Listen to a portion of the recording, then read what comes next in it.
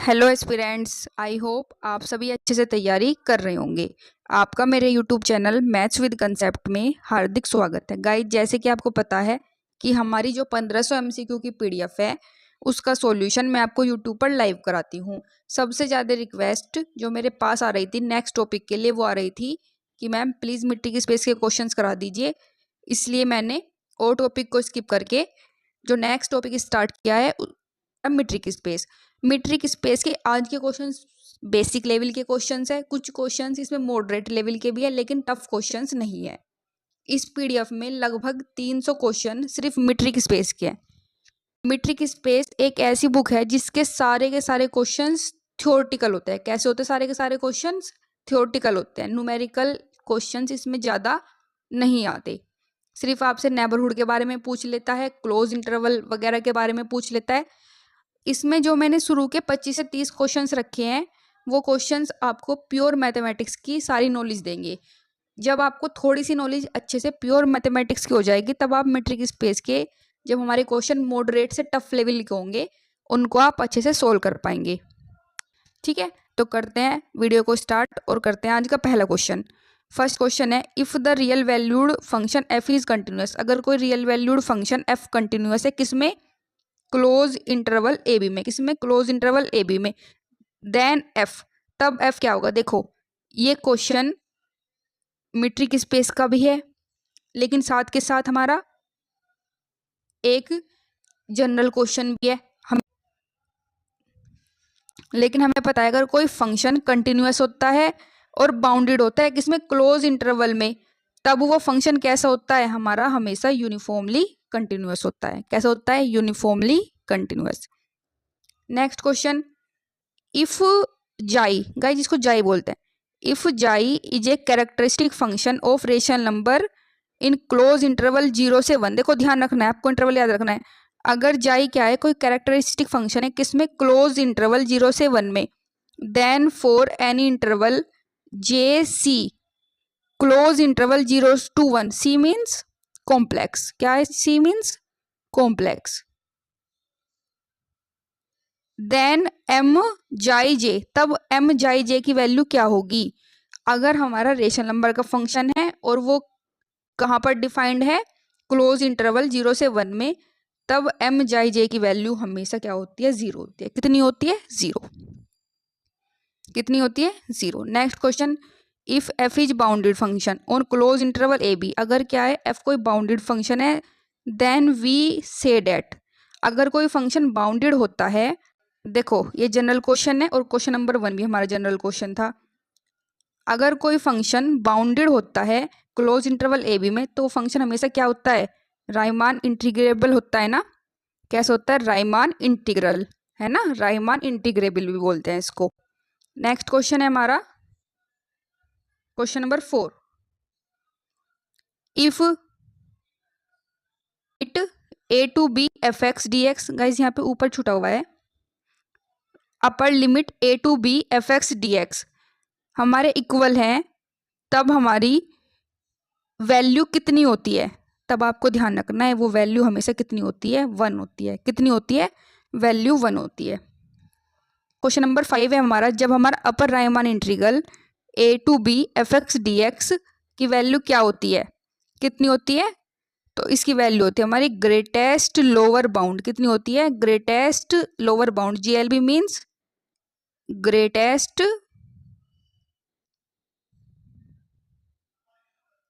Lower bound.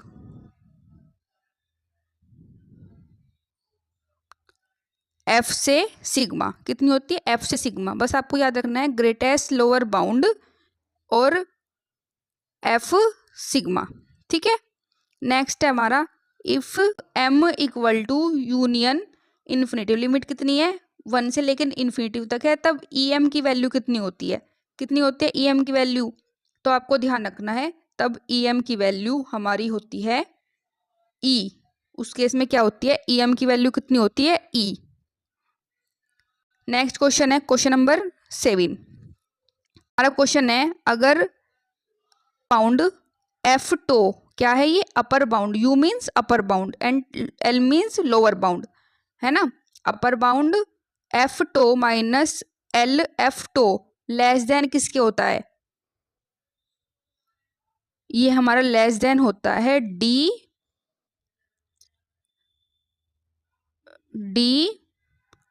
और mode जे। D mode जे के क्या होता है? ये लेस देन होता है। इट मीन्स जो मेरा ऑप्शन है डी मीन्स डिस्टेंस। क्या डी किसके लिए डिनोट किया जाता है? डिस्टेंस के लिए। तो डिस्टेंस मोड जे के, इट मीन्स क्वेश्चन नंबर हमारा ए क्या है? करेक्ट ऑप्शन है। नेक्स्ट है क्वेश्चन नंबर 8। क्वेश्चन नंबर 8 में कुछ मिस्टेक है, ये मैं आपको बाद में कराऊंगी, ठीक है, इसको भी छोड़ दीजिए। क्वेश्चन नंबर 8 में कुछ मिस्टेक है। Now the question number 9। If F Riemann integrable है ए बी में, जी राइमान इंटीग्रेबल है ए बी में, then F plus G Riemann integrable होगा, then A F plus G की वैल्यू हमारी कितनी होगी? तब आपको ध्यान रखना है इसकी वैल्यू होती है A to B F plus A to B G. यानी कि हम क्या कर सकते हैं? लिमिट को ब्रेक कर सकते हैं, लिमिट को ब्रेक कर सकते हैं, ठीक है। A to B F plus A to B G, ठीक है। यानी कि क्वेश्चन नंबर 9 का हमारा ए ऑप्शन करेक्ट है। नेक्स्ट है हमारा क्वेश्चन नंबर 10। क्वेश्चन नंबर 10 क्या कहता है? F X equal to 2x plus 1 एक ऐसा फंक्शन है जो इंटीग्रेटिंग है किसमें? क्लोज इंटरवल 1 और 2 में, and integration 2x plus 1 dx की वैल्यू कितनी होगी? तो इसको हम सिंपली सोल्व भी कर सकते हैं, अपनी लिमिट रख के लिमिट 1 से 2 करिए और सीधा इंटीग्रेशन कर दीजिए, या फिर इंटीग्रेशन निकालने का हमारा बुक में गिवन है, अपर बाउंड से करते हैं या फिर लोअर बाउंड से करते हैं, आप उससे भी कर सकते हैं। तो जब आप इसको सोल्व करेंगे, आप सिंपली इसको ऐसे सोल्व कर लेना, 1 से 2, 2x प्लस 1 dx कर सकते हैं ना, इंटीग्रेशन तो कर लेंगे इसका। तब इसकी वैल्यू जो आएगी, इसकी वैल्यू आएगी आपकी 4। अब हमारे जनरल क्वेश्चंस खत्म हो गए। अब चलता है हमारा सीधा मीट्रिक स्पेस के क्वेश्चन। 10 क्वेश्चन जनरल क्वेश्चन थे। अब इसके बाद जो हमारे क्वेश्चन है वो मीट्रिक स्पेस के क्वेश्चन है। What is metric space? क्या होता है metric space? A space equipped with a metric tensor, एक स्पेस जिसमें मीट्रिक टेंसर हो। A set along with a collection of subset, एक सेट जिसमें बहुत सारे सबसेट हो। A set equipped with distance function, एक सेट जिसमें डिस्टेंस फंक्शन हो। या a space with a continuous function, एक ऐसा स्पेस जिसमें क्या हो? कंटिन्यूस फंक्शन हो। तो सबको पता है कि मीट्रिक स्पेस क्या होता है। मीट्रिक स्पेस एक ऐसा फंक्शन होता है जिसमें क्या होते हैं? हमारे सारे के सारे डिस्टेंस फंक्शन होता है। क्या होता है? Distance function. It means option C हमारा क्या है? करेक्ट है। Question number 12। Which of the following properties must a distance function satisfy in a metric space? अब आपको बताना है कि मीट्रिक स्पेस कौन कौन सी प्रॉपर्टी फॉलो करता है। ये सारी प्रॉपर्टी फॉलो करता है या इसमें से कोई एक फॉलो करता है? मोस्ट ऑफ द स्टूडेंट बताएंगे कि मैम ये सिमेट्री प्रॉपर्टी फॉलो करता है। नहीं, ये सिमेट्री भी फॉलो करता है, एसोसिएटिविटी भी फॉलो करता है, नॉन नेगेटिविटी भी फॉलो करता है, और साथ के साथ इसका ऑप्शन हो जाता है ऑप्शन नंबर डी। यानी कि सिमेट्री भी होता है, नॉन नेगेटिव भी होता है और एसोसिएटिव भी होता है। नेक्स्ट क्वेश्चन है हमारा क्वेश्चन नंबर 13। क्वेश्चन नंबर 13 क्या कहता है? In a metric space X D, metric space X D में the distance function D X cross X से किस पे डिफाइंड है? आर पे, रियल नंबर पर, सेटिस्फाई विच प्रॉपर्टी, कौन सी प्रॉपर्टी फॉलो करता है? डी एक्स वाई जीरो होगा। डी एक्स वाई का मीनिंग होता है डिस्टेंस बिटवीन एक्स और वाई, एक्स और वाई के बीच के डिस्टेंस। इसने बोला है कि अगर एक्स और वाई के बीच के डिस्टेंस जीरो है, इफ एंड ओनली कब होगी? जब एक्स बराबर वाई हो, ये प्रॉपर्टी सही है। या D X Y greater than equal to zero होता है कि डिस्टेंस हमेशा क्या होते हैं? ग्रेटर या इक्वल होते हैं जीरो के। या फिर डी एक्स वाई बराबर डी वाई एक्स होती है। बताइए कौन सी प्रॉपर्टी सही है? तो ये सारी प्रॉपर्टी सही है, क्योंकि ये हमारी सारी की सारी प्रॉपर्टी क्या करता है? फुलफिल करता है। नेक्स्ट है question number 14। Which of the following is a common example of metric space? Metric space का सबसे कॉमन एग्जाम्पल बताइए। क्या इंटीजर का सेट होता है, यूक्लिडियन स्पेस होता है, रियल नंबर होता है, या ऑल ऑफ द अबव होता है? देखो, ऑल ऑफ द अबव देखकर ऑल ऑफ द अबव मत लगा देना सारे क्वेश्चंस में, पढ़ लेने एक बार ध्यान से क्वेश्चन। तो इसने बोला है कि हमारा कॉमन सा एग्जाम्पल क्या है? तो सबसे कॉमन जो एग्जाम्पल होता है वो होता है यूक्लिडियन स्पेस। क्या है? Euclidean space. नेक्स्ट क्वेश्चन है question number 15। What is the metric defined on the Euclidean space. तो मीट्रिक किस तरीके से डिफाइंड किया जाता है, किसमें, यूक्लिडियन स्पेस में। तो यूक्लिडियन स्पेस में हम मीट्रिक को बोलते हैं यूक्लिडियन मीट्रिक। क्या बोलते हैं, यूक्लिडियन मीट्रिक। नेक्स्ट क्वेश्चन है हमारा question number 16, which of the following is not a property of A metric space. Metric space की कौन सी प्रॉपर्टी नहीं है, इसको ध्यान से देख लेना। ट्रायंगल इनइक्वालिटी फॉलो करता है मीट्रिक स्पेस, सिमेट्री भी फॉलो करता है, रिफ्लेक्सिविटी, लेकिन एडिटिविटी को फॉलो नहीं करता। किसको फॉलो नहीं करता, एडिटिविटी को फॉलो नहीं करता। नेक्स्ट है हमारा question number 17, which of the following is the correct definition of the triangle inequality. Triangle inequality की हमारी करेक्ट डेफिनेशन क्या है। पढ़ा था ना कि मीट्रिक स्पेस किसको फॉलो करता है, ट्रायंगुलर इनइक्वालिटी को। तो ट्रायंगुलर इनइक्वालिटी में क्या होता है, जैसे डी एक्स वाई है, डी एक्स जैसे कि मैंने ले लिया डी एक्स जेड, वो लेस देन इक्वल टू होता है D X Y plus D Y Z, है ना। जो ये बीच बीच वाला है ये दोनों खत्म हो जाते हैं, ये एक्स और जेड बचते हैं हमारे, है ना। ये हमारी ट्रायंगुलर इनइक्वालिटी होती है। अब देखते हैं कहाँ पे फुलफिल हो रही है। यहाँ पे और यहाँ पे सेम होता है और इन दोनों से अलग होता है। जैसे यहाँ पे एक्स जेड है तो यहाँ पे एक्स और जेड यहाँ पे होगा, लेकिन यहाँ पे जो होंगे वो अलग वैल्यू होंगे। जैसे यहाँ पे वाई वाई गिवन है तो देखो यहाँ पे D X Z less than equal to D X Y plus D Y Z. ये तो बिल्कुल करेक्ट लग रहा है मुझे। इट मीन्स ऑप्शन ए मेरा क्या हो गया, करेक्ट हो गया। Question number 18, what is the diameter of A subset A of A metric space. Metric space का कोई सबसेट है, उसका डायमीटर क्या होगा। देखते हैं, the distance between the two farthest point in A, यानी कि जो पॉइंट सबसे दूर है वे वाले पॉइंट लिए जाएंगे।